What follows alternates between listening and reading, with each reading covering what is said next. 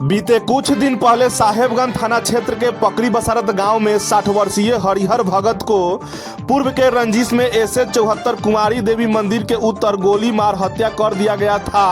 वहीं आज राजद के जिला अध्यक्ष रमेश गुप्ता मृतक के परिवार से मिल परिवार को सांत्वना दिए इस घटना की भारी निंदा किए। वहीं राजद के वरिष्ठ नेता पृथ्वीनाथ राय परिवार की और सुरक्षा बढ़ाने को लेकर प्रशासन से मांग किए। मौके पर राजद के प्रखंड अध्यक्ष प्रोफेसर अजय कुमार, मुखिया पति शंभू शाह, पूर्व मुखिया विंदा राय, सुरेश बैठा, जयनाथ राय उपस्थित रहे। सर, आज पकड़ी बरसात पंचायत में हरिहर भगत मृतक के घर पहुंचे हुए हैं, क्या कुछ कहेंगे इस बारे में? यहाँ आने के बाद पता चला कि पहले से जो एक्यूज जो बनाए गए हैं उनसे पहले से हरिहर भगत जी को झंझट था। उनकी अरेस्टिंग भी हुई है, लेकिन और लोगों की अरेस्टिंग अभी नहीं हुई है। इस सरकार में कोई लोग सुरक्षित नहीं है। इस सरकार में दिन के 11 साढ़े 11 बजे हरिहर भगत जी को दिन दहाड़े उनके घर से चंद कदमों पर माने मार दिया गया गोली। बगल में भी जो घटना मुजम्मा में हुआ है वहाँ भी हम गए थे, राजद के तमाम टीम के साथ हम लोग गए थे और वहाँ भी घटना जो है किसी को बुलाकर और दो लोगों की मर्डर वहाँ हुआ। अभी पारू में भी जो है ब्लॉक परिसर में आपके पत्रकार जो है उनको पकड़ के और मारा, जो मनरेगा भवन है उसमें मारा। सोनू पाठक क्या नाम है उनका, उनको भी मारा।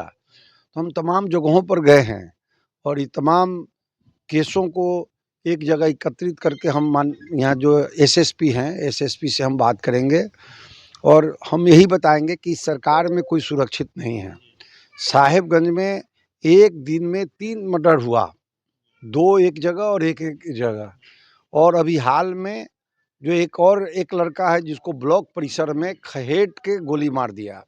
चाहे वो जैसा भी लोग हो, मर्डर तो हुई है और दिन दहाड़े मर्डर हो रही है। तो साहेबगंज हम लोगों का सुरक्षित जगह भी नहीं है। यहाँ के प्रशासन से हम कहेंगे कि यहाँ सब लोगों को सुरक्षा प्रदान करें और साहेबगंज अमन चैन जैसे पहले था, हम लोग के समय में अमन चैन था, उसी तरह से अमन चैन यहाँ मिले। अभी यहाँ अमन चैन नहीं है साहेबगंज में। आपको पता है कि जब जब तेजस्वी यादव सरकार में आते हैं तो सत्ता पक्ष के लोग ये कहते हैं कि जंगल राज की वापसी होगी। अब क्या हो गया है? देखिए, इस सरकार की कोई उपलब्धियां हैं नहीं। अगर ये क्राइम रेट अगर देखा जाए तो हम लोग का जो शासन जिस समय था उस समय में और अभी में बहुत ज़्यादा, माने हमको लगता है 75% ज़्यादा क्राइम रेट बढ़ा हुआ है। उस समय जो माने हम लोग के समय घटना घटती थी सो और अभी में।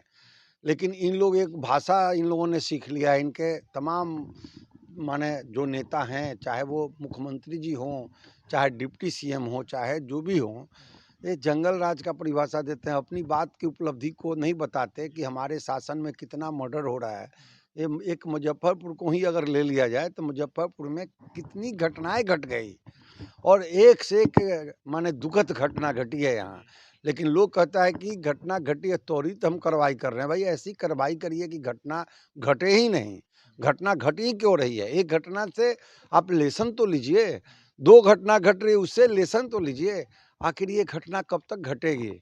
और ये लोग जो गलत बयानबाजी करते हैं वो गलत है। जनता इस चीज़ को समझ रही है। हमारी पार्टी के नेता तो परमानेंट इस चीज़ को, एक दिन में बिहार में कितनी घटनाएं घट रही है वो अपने फेसबुक पेजबुक पर लगाए भी और डीजीपी को भी लिख के उन्होंने देने का काम किया है कि भाई बिहार में कितनी घटनाएं घट रही है। लेकिन ये लोग तो हास्यास्पद कर रहे हैं, कोई सुरक्षित नहीं है। हम लोग अभी हैं, अपने घर सही समय पर पहुंच पाएंगे कि नहीं पहुंच पाएंगे इसकी कोई गारंटी नहीं है। इसलिए इस सरकार से हम लोग मांग करते हैं, जो मृतक जो हरिहर भगत हैं या जो और भी जो मृतक हैं उन लोगों के परिवार को सुरक्षा दें और मुआवजा भी दें। सरकार मुआवजा भी दें और सुरक्षा भी दें। और जो एक्यूज जो नेम्ड एफआईआर है, सब जगह नेम्ड एफआईआर है, जहाँ कहीं एक वहाँ पकड़ा गया, एक यहाँ पकड़ा गया, सबको खाना पूर्ति किया जा रहा है। खाना पूरी से काम नहीं चलेगा। और हम जिला प्रशासन से भी मांग करते हैं कि तमाम लोगों को इसको पकड़ के और घटना का उद्भेदन करने का काम करिए। कहीं कहीं नजदीकी थानों में लगातार 3 घटनाएं हुई है 1 हफ्ते के अंदर। इसमें अब तक प्रशासन की कहीं से भी तत्परता नहीं थी। नहीं तो वही हम बताए ना कि हाँ माने जो घटनाएं घटी है, कई घटना घटी है। ब्लॉक परिसर में जाके गोली मार दिया, ब्लॉक में पत्रकार को पिटाई कर दिया, बढ़िया से कुटम्मस कर दिया, सिर्फ इस बात के लिए कि सच्चाई आप लोग जो चलाते हैं, न्यूज़ चलाते हैं, माने ये लोकतंत्र के चौथा स्तंभ है आप लोग, और आप लोग चलाते हैं, लोगों को बताते हैं कि कहाँ दुर्घटना हुई, कहाँ घटना हुई, कहाँ चोर बाजारी हो रहा है।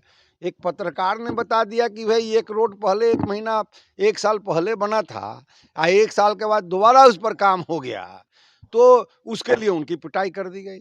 और यहाँ देख रहे हैं कि मैंने इन लोगों से रंगदारी बतौर मांगा जा रहा है, बगल ही में घर है, रंगदारी बतौर मांगा जा रहा है। यहाँ आने के बाद पता चला कि कई तरह की घटनाएं, कई तरह की केस उन पर है, लेकिन प्रशासन ने अभी तक, पहले अगर उनकी अरेस्टिंग कर ली गई होती, जैसे कि इनके पिताजी ने दिया था सना, एक यहाँ से सना 107 दर्ज हुआ था कि हमको उनसे जान का खतरा है, और अगर सना पर ही अगर सही कार्रवाई हो गई रहती तो आज हरिहर भगत हम लोग के बीच होते, आज उनकी मृत्यु नहीं हुई होती। इसलिए यहाँ प्रशासन फेल है, सरकार फेल है।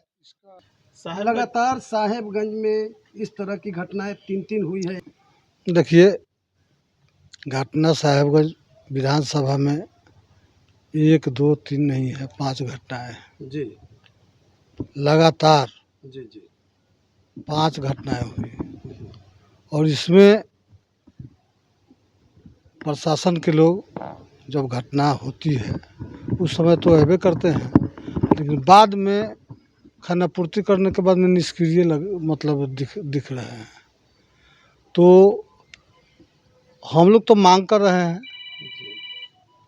एसएसपी साहब से कि जितनी घटनाएं हुई है सब में जल्दी से जल्दी जो नेम्ड हैं उन पर कार्रवाई हो, उनको पकड़ा जाए, और दोषी बचे नहीं और निर्दोष फंसे नहीं।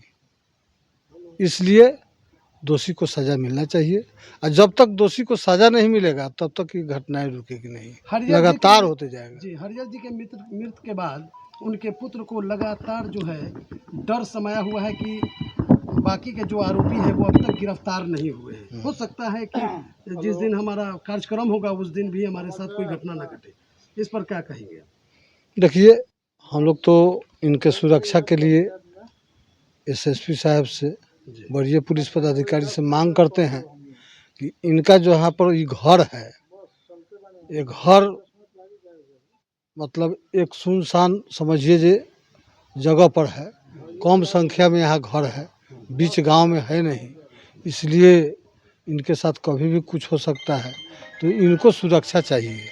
तो हम लोग सुरक्षा का मांग करते हैं इनके लिए।